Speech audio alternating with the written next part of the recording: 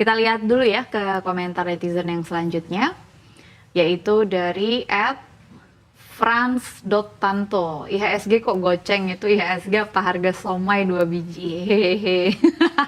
Sedih ya baca komentar netizen. Kita lihat ke komentar yang lain, yaitu dari @gilang_dan_mw. Haha, nggak terkejut saya karena nggak ada kebijakan yang signifikan seperti yang sudah dijelaskan sama Mas Ai tadi, sudah diperkirakan gitu. Kita lihat nih ke komentar lainnya yang serupa, yaitu dari @frederick_nong. Seperti yang diperkirakan, greed when others are fearful. Waduh, ngeri-ngeri banget nih komentar para netizen.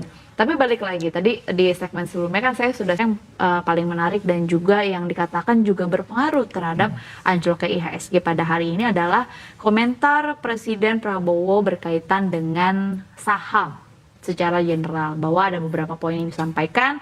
Salah satunya adalah disebutkan bahwa yang namanya orang main saham itu ingin cepat-cepat untung begitu. Kemudian disebutkan bahwa main saham itu berbeda dengan direct investment yang terencana begitu. Kira-kira apakah memang ini juga berpengaruh terhadap atau berkontribusi besar terhadap anjloknya IHSG? Mungkin Mas Ai dulu ya, sebagai yang lebih menguasai. Potongan wawancara ini juga diupload begitu di Instagram CNBC Indonesia dengan judul bahwa Bapak Prabowo tidak takut dengan naik turun pasar saham. Ada beberapa komentar juga yang sebenarnya cukup menarik begitu untuk di highlight.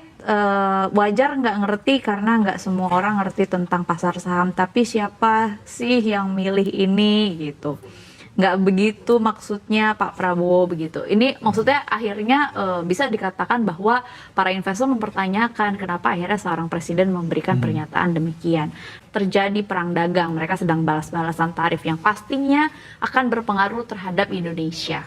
Kita tahu bahwa kalau secara langsung Indonesia ada beberapa produk yang kita langsung ekspor, yaitu salah satunya tekstil, kemudian ada elektronik, dan juga ada beberapa sektor yang sangat-sangat erat dengan manufaktur atau padat karya.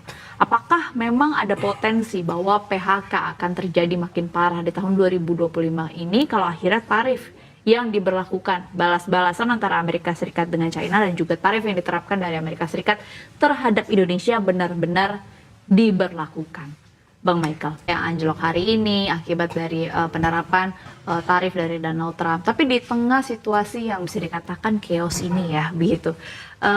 Pertanyaan sebenarnya ini juga pertanyaan saya sih secara pribadi dan juga mewakili para investor juga. Pasar saham udah anjlok, rupiah anjlok, emas juga anjlok. Jadi sebenarnya kita harus taruh uang tuh di mana sih, Mas Ai?